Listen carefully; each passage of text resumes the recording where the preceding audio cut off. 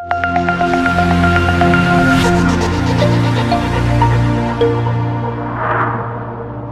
మహిళా సినీ నిర్మాతని ఓ దుండకుడు దారుణంగా హత్య చేశాడు.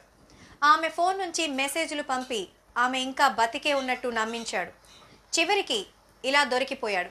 నేను క్యాన్సర్ ట్రీట్మెంట్ చేయించుకుంటున్నా, మళ్ళీ కనిపించడానికి కొంత సమయం పడుతుంది, కొంచెం డబ్బు సాయం చేయండి అని మెసేజ్ చేసిన ఆ మహిళా సినీ నిర్మాత 4 రోజుల తర్వాత తన ఇంటి వెనకే శవమై కనిపించింది.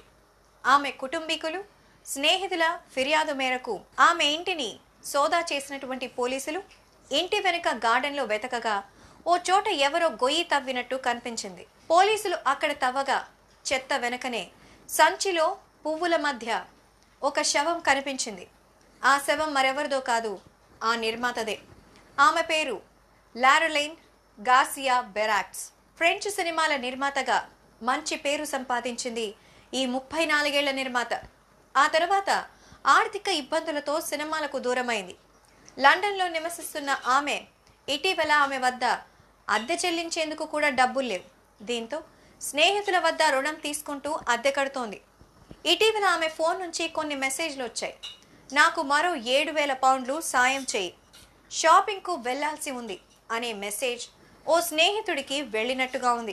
అయితే అతడు వారం రోజుల క్రిందటే ఆమెకు 10,000 పౌండ్లని సహాయం చేశాడు. దీంతో అతను అంత మొత్తాన్ని ఇవ్వలేనని చెప్పాడు. అదే రోజు ఆమె సోదరుడికి కూడా ఆ ఫ్రెంచ్ భాషలో ఒక సందేశం వెళ్ళింది. తాను రొమ్ములకు చికిత్స చేయించుకుంటున్నానని అందులో ఉంది. దీంతో అంతా కూడా ఆమె ఆసుపత్రిలో చికిత్స పొందుతోందని భావించారు. కానీ 4 రోజులైనా ఆమె ఆచూకీ లభించకపోయేసరికి ఓ స్నేహితురాలు పోలీసులకు ఫిర్యాదు చేసింది.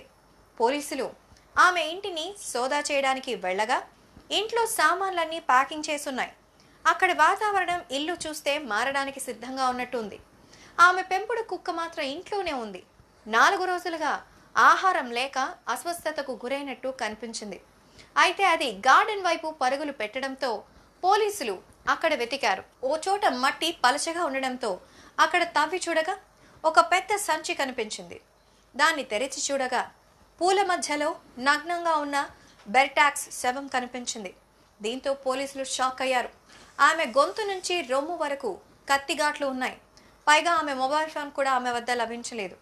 దీంతో పోలీసులు ఆమెను ఎవరో హత్య చేశారనేటువంటి కోణంలో విచారణ మొదలుపెట్టారు. మరి ఆ సందర్భంగా ఆమె స్నేహితులు, బంధువుల నుంచి వివరాలు సేకరించారు. ఈ సందర్భంగా కొన్ని కీలక ఆధారాలు లభించాయి. ఆమె ఫోన్ మెసేజెస్ పరిశీలించగా ఆమె ఆ ఇంటిని వదిలి మరో ఇంటికి మారేందుకు వెతుకుతున్నట్టుగా తెలిసింది. ఈ సందర్భంగా ఆమె తన మాజీ ప్రియుడు స్టంట్ మాస్టర్ కిరిల్ బెలోర్సోస్ని సాయం కోరినట్టు తెలిసింది. ఆ మెసేజ్లో అతడు ఆమె కోసం ఒక కొత్త ఇల్లు వెతికి పెట్టానని చెప్పాడు. ఆమె ఇల్లు మారేందుకు సాయం చేస్తానని మాట ఇచ్చాడట. ఇటీవల బెర్టాక్స్ ఆర్థిక సమస్యలతో కొట్టుమిట్టాడింది. ఇంటి అద్దె చెల్లించలేక తన పెంపుడు కుక్కకు కనీసం ఆహారం కొనలేని పరిస్థితి ఏర్పడింది. దీంతో ఆమె స్నేహితులు అందరినీ సాయం అడగడం ప్రారంభించింది. ఇందులోనే భాగంగా తన మాజీ ప్రియుడైన కిరిల్కి కూడా ఫోన్ చేసి తన సమస్య చెప్పింది. తన వద్ద తీసుకున్న డబ్బు తిరిగి ఇవ్వాలని కోరింది. అయితే బెర్టాక్స్ డబ్బుకు బదులుగా ఆమెకు ఒక ఫ్లాట్ కొనిస్తానని చెప్పాడు. దానికి అద్దె కూడా చెల్లించాల్సినటువంటి అవసరం ఉండదు అన్నాడు.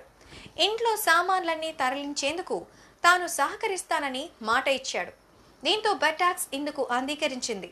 హంతకుడు కిరిల్ నిర్మాత బెర్టాక్స్ని నమ్మించి హత్య చేశాడు. ఈ ఏడాది మార్చి 2వ తేదీన ఇల్లు షిఫ్ట్ చేయడానికి కిరిల్ బెర్టాక్స్ ఇంటికి వెళ్ళాడు. ఈ సందర్భంగా ఓ పోస్టర్లో ప్లాస్టర్లు, గొడ్డలి, కత్తి, పెద్ద డస్ట్బిన్ బ్యాగ్ కొనుగోలు చేశాడు. ఇంట్లో సామాన్లను సర్దిన తర్వాత ఇద్దరు మాటల్లో మునిగి తేలారు. అప్పటి వరకు ఎంతో ప్రేమగా మాట్లాడినటువంటి కిరిల్ ఒక్కసారిగా ఉన్మాదిగా మారిపోయారు. ఆమె గొంతును కత్తితో పొడిచి ఛాతీ వరకు చీల్చాడు. దీంతో ఆమె అక్కడికక్కడే చనిపోయింది.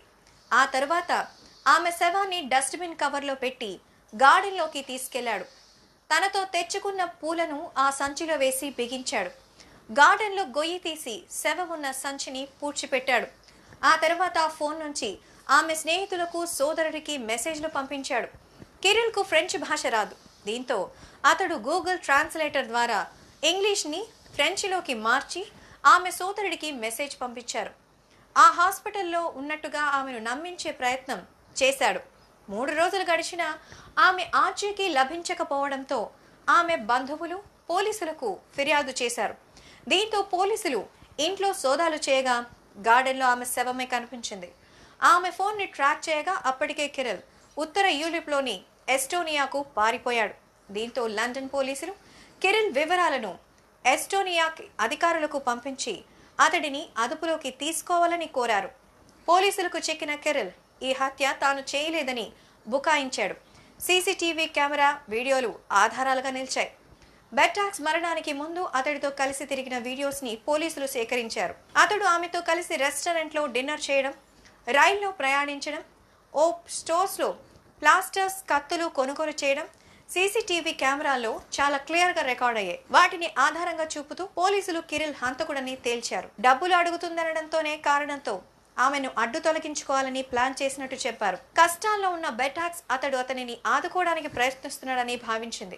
ఎంతో నమ్మకంతో అతడిని తన జీవితంలోకి ఆహ్వానించింది. అయితే కిరిల్ బ్రాడ్ పిట్ సినిమాలో పనిచేశాడనేది కూడా అవాస్తవం కావచ్చని, అతడు బార్లు, నైట్ క్లబ్ లో స్టంట్ మాస్టర్ గా పనిచేసేవాడని, ఆమెతో అసత్యం చెప్పి ప్రేమలో పడేశారని పోలీసులు కోర్టుకు తెలిపారు. కోర్టు ఈ కేసుని అక్టోబర్ 4కి వాయిదా వేసింది.